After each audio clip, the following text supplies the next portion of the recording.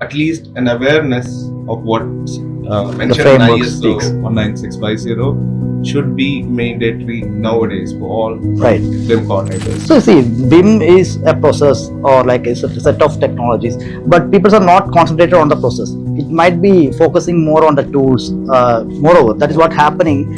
This framework was split into different parts. Like part 1 was the concept and brief. Part 2 was sticking with the delivery phase of an asset. Part 3 was sticking to the operational phase of an asset.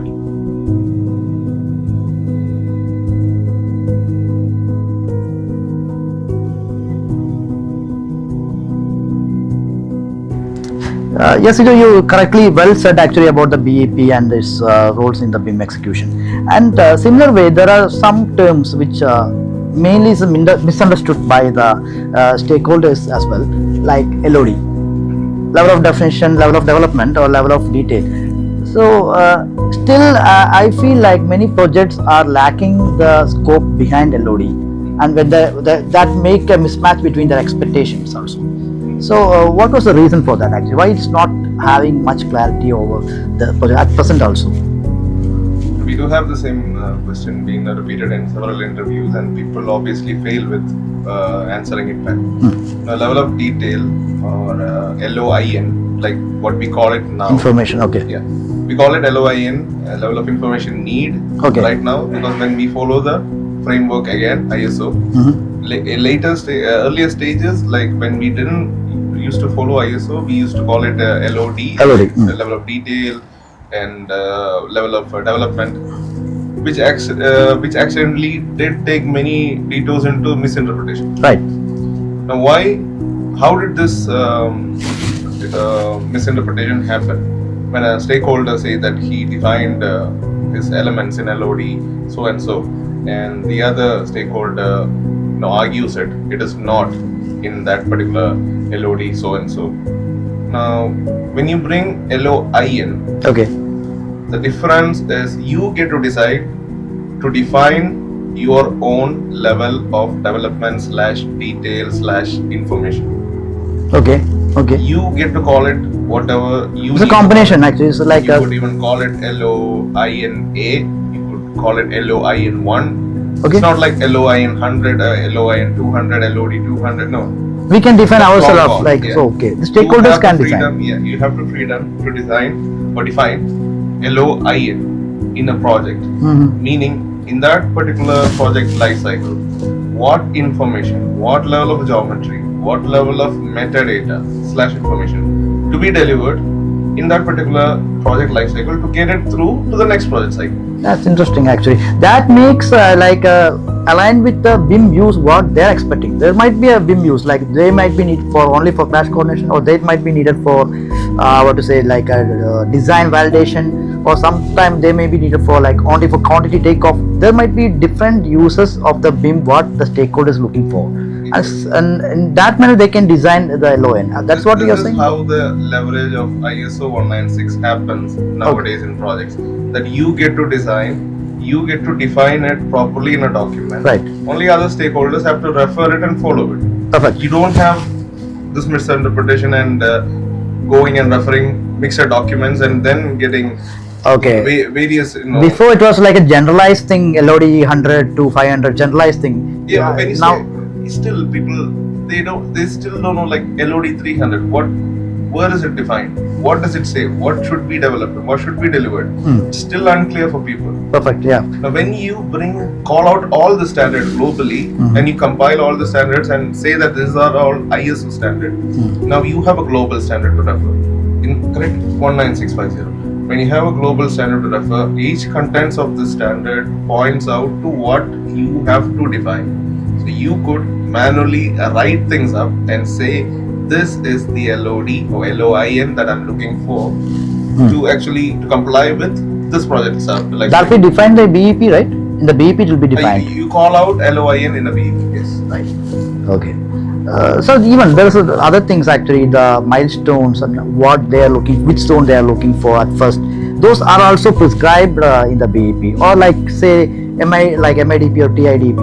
Yes. Yes. How far like the BIM coordinators are aware about those things at present actually? Right. Are they aware I'll about give this? you a brief of how information or requirement passes through a project. Once you receive an EIR document, as Okay. I said, you prepare a response document, you acknowledge it with a response Through document BEP. called BEP. Okay. The contents of BEP are like project information, you have the location coordinates, Survey the points. survey point and coordinates Okay. of real life coordinates of the project, the worth of the project, that Okay. means project information. Okay. Say it contains like 25 stories, levels, etc. So all of those information are included in the project information. Like you said, you have milestones, you have roles and responsibilities called in, and you have a execution strategy which is explained. Okay. At what levels information has to be shared, how many information criteria are to be matched before you share it, Okay. and what is the precise information that you should be sharing at each levels. Right. You To don't whom? Yeah. have to share too much information Okay. or too less information, which would again create chaos for the other Right. services. Right. Absolutely. Let's see, for an example, if you have a say a design project, and if you have one of the stakeholders giving you less information, and for example, if there's another stakeholder gives you more information, Okay. and when you look through, if you are a reviewer, when you look through the model, you feel like, okay, there's some mismatch happening. Yeah. More detail and less Right. detail. Yes, okay. I mean, MEP has got more details when it comes to architecture and structure, which doesn't make sense. So each discipline or each trade has to follow through the precise level of information as you move forward with each project life cycle. Defined level of information, right? Yes, whatever has been called out in the BEP, and only that. Right. Not more, not less. Plus, okay. So the validation comes from whom? Actually, it's like a BIM coordinator or from the BIM manager. For the validation of the delivery. If, for suppose, when we are sharing to the other discipline, the information what inside for the model should be validated, right? Alright, so who validates it? Yeah. It's probably the BIM coordinator / BIM manager of the appointing party. Okay. It starts from the BIM coordinator, right? It can be a check BIM from the BIM coordinator coordinator. and a BIM manager, their responsibilities doesn't actually, change. Okay. It's almost similar. Okay. Except a BIM manager will be, tracking the BIM coordinators Yeah. in the organization. That's it. Okay. And there's no vice versa. Okay. That could- In the job profile wise, both are having similar kind of responsibility. Moreover, Right, right. but in a bigger scenario, if they are coordinating more coordinators, he becomes the manager. Exactly. It's like a BIM coordinator is only responsible for a few projects, maybe one or two. A BIM manager is responsible for his set of involvement throughout different projects Okay. by touch basing with each BIM coordinators on a regular basis. So these clauses are mandatory for becoming a coordinator to know more about the BEP and those all definitions like LOIN, MIDP, TIDP, which all comes mandatory for being a BIM coordinator. BIM coordinator / manager and And the manager also, right? Okay. Not from the BIM modeler aspects. Not from the BIM modeler. A BIM modeler is someone who consults the BIM coordinator to follow what's written in the BEP, and then Right. a BIM So in coordinator order reviews the BIM to model. so in order for a BIM modeler to come up for the next stage after 2 or 3 years, if they are very efficient in their discipline or in the discipline and all, they have to know these things to become a team lead, Apart right? from software skill sets, they will have to play a vital role in documentation as well. So their focus should be in these areas so that they can be promoted for the next level. I mean, if you simply ask me like, what's the first step into taking an evolution from a BIM coordinator, Right. from a BIM modeler to a coordinator level, is that you'll have to read through things. Read and understand those things, right? Through documents Okay. to get yourself trained on what's happening in a project. Right. Right. So if you don't read, I mean, there's no point in. So once they read, they can sync their ideas over the modeling part. Then they will get a more clear picture over what they're actually doing, why they are doing. What tasks they were assigned to do it, and what are they delivering. They get this idea to compare. Yes. Right. See, many times I feel like even naming convention is not followed by the BIM modelers. For example, in the work sites or in the file naming conventions or in the sheet, even the title block and all. There's a lot of mismatch happen for a naming convention. Yes. So this all is because actually they are not following a standard practice, or whether they are not instructed by the coordinator in the right way. That might be the Exactly. reason. It might be that. Now, if you don't have clarity between these roles like modeler, coordinator, and manager, that's failure immediately. The modeler should have enough clarity to check with the BIM coordinator. It's not like the BIM coordinator assigns the modeler and the modeler doesn't even respond. The modeler has to check each and every time, check if he has got clarity within himself Okay. to do the work. Right. That's his homework. Right. Right. Now, when you do that, the coordinator can actually help him. The coordinator should have enough information to pass on through to start with modeling work, to assign the work to the model. Correct. Correct. So each phase, the only thing that requires is clarity to move forward. Now, And clarity is well defined in some document when actually. you ask me like, why do BIM projects fail? Why do modelers get stuck at that particular mid level in their job? It's because they're missing this clarity. That's the answer. That's a thin layer actually they have to break up. Exactly. This thin layer is where you break and you fly out and become a BIM coordinator, and that's where you attain that leverage over different disciplines. So as per your view actually, what makes them restrict to come out from this thin layer actually? Because this is a thin layer, they have to understand actually for the next, like this all things are happening in the process of BIM industry, but what makes them actually to not to be aware about those things actually? Any reason behind that? As you said before, it's a comfort zone, that I totally agree. Any other reason actually, because the market is not clear, or the industry is not clear, or they are not able to get this knowledge from somewhere, lack of institutions or lack of training institute, any reason behind this actually? What is as per your perspective? Very rarely you could say that these people are not trying to break out of this comfort zone. Okay. Maybe most of them are trying to get trying to get out of this comfort zone. Maybe the companies are not taking this initiative to organize trainings for them. Seriously, yeah. All right. Right. Or how to become kind of like a BIM coordinator. Okay. Maybe the organization doesn't care about that, or post training. Maybe they feel like it's a dead investment. Right. That I often feel is they feel like it's not the right thing, but the company often not coming forward to give training to the employees to get into the next bit. So they might be looking for to find out the resource where they can get the right structured idea, but I think it's also lacking in the society or in the market, the right institution or right mentors who can deliver the right information, who are the practical knowledge or practical exposure, who can give them the right guidance or right instruction, or transfer the right knowledge how to do those things actually. Yes, Joe, we are talking about lot of documents in the ISO 1965. A lot of documents are there. What are the primary documents? Like every document is necessary and essential, I understand that. But what you feel like, which are the primary documents that BIM coordinator have to focus more? You're supposed to maybe estimate a few things in a project. As I said, when EIR reaches your bench, Okay. you'll be preparing a set of BIM documentation. BEP is the first document that you'll be preparing. It's a response document. Okay. There are 3 other sub documents that you prepare. Okay. It should be something like a mobilization plan, Right. a responsibility matrix, and then you have a master information delivery plan, MIDP. MIDP. So Okay.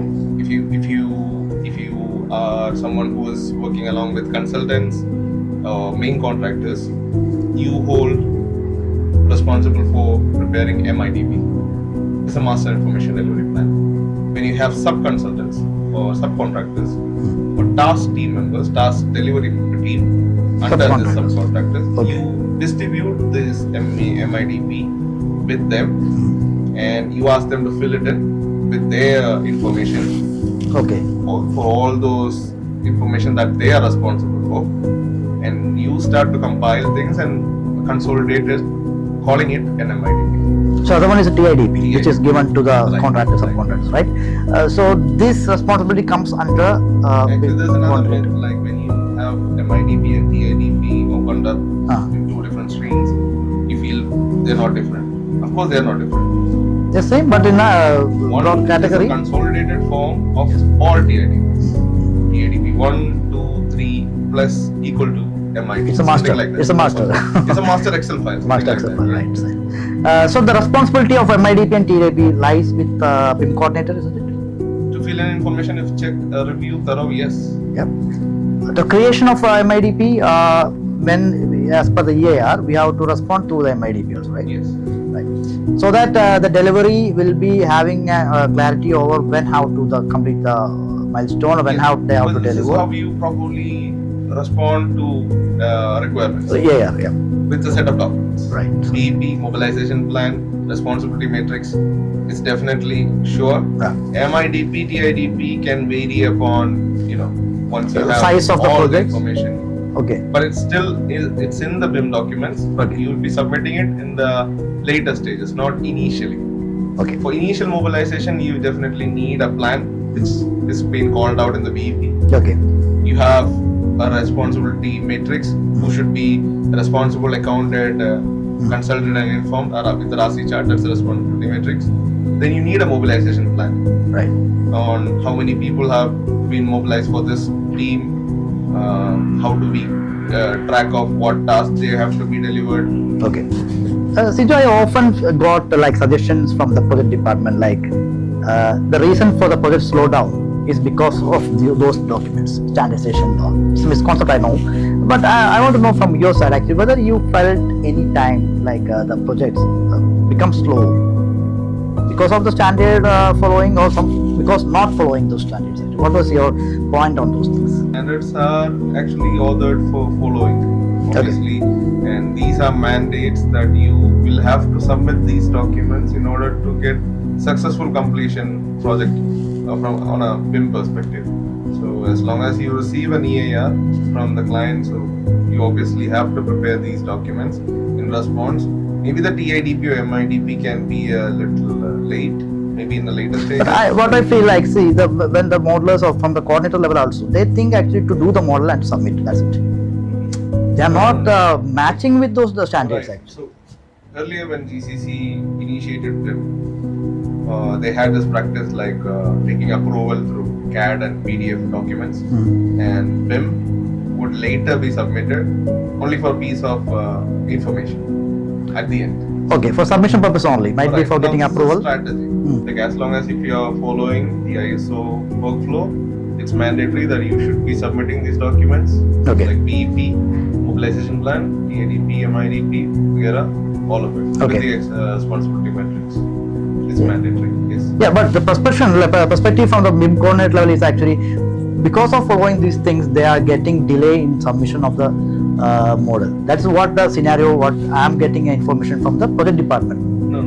Preparation of these documents wouldn't be that time consuming, and modelers have no involvement in finishing this documents. Okay. These documents are either prepared by the higher management BIM, Okay. including the The BIM coordinator. coordinators, with the help of a client overseeing it. Okay. So as I said, like BEP or MIDP or any of these documents, except for the mobilization plan, So in are order type to document. fine. So there's no final revision for it. It's Mhm. gonna get revised throughout the project delivery. Okay, so in order to get a track on the quality delivery, it is much needed actually. Exactly. Yes. Right. It's So much you, needed. by MIDP, you are declaring the stuff that you are about to share with the client. Right. So it's a Right. declaration document. Okay. Imagine in airports, you declare yourself, Right. right? Immigration stuff. Similar to that. Okay. The You reliability. declare it. Okay. How will the client understand that these things are going to get delivered soon? Perfect. And how will they keep track of what was actually delivered by these things? Correct. So standardization was actually done for this, to keep track of what the other parties should be submitting to the client / appointing parties. At what level of information will these be submitted? That's all. Okay. So the final delivery, the reliability of the model depends upon those documents, validation or declaration. Exactly. So Sijo, appreciate your time and your presence makes really this podcast very insightful, and we got a lot of information actually what to be done in the BIM industry and how the BIM professional can be upgraded, or what is the roadmap for them to get into the next level and all. So thank you very much for your insights, and thank you for your time here. Thanks a lot. Thank you. Appreciate it.